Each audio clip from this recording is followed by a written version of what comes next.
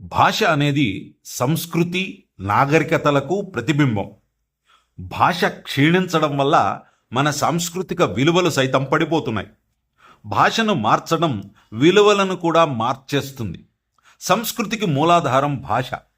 సైన్స్ను ప్రజలకు అందుబాటులోకి తీసుకురావాలంటే మాతృభాష ద్వారా సైన్స్ బోధించాలి అని ప్రపంచ ప్రఖ్యాత కవి, నోబెల్ బహుమతి గ్రహీత రవీంద్రనాథ్ ఠాగూర్ తేల్చి చెప్పారు.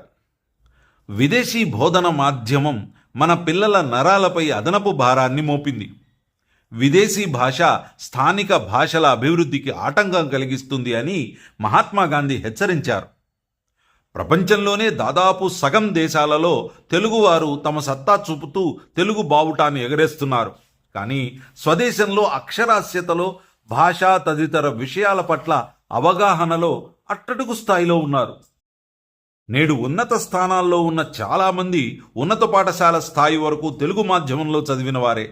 5-10% మంది ఆంగ్ల మాధ్యమంలో చదివినా వారి తల్లిదండ్రులు విద్యావంతులైనందున వారి సహకారంతో మాతృభాషపై పట్టు సాధించిన వారే. వీరు ఇతర భాషలు, విషయాలపై కూడా పట్టు సాధించి ఉన్నత స్థానానికి ఎదిగారని మర్చిపోకూడదు.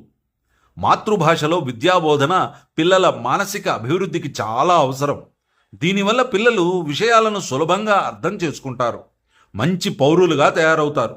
వారి ఆలోచన శక్తి, సృజనాత్మకత పెరుగుతాయి.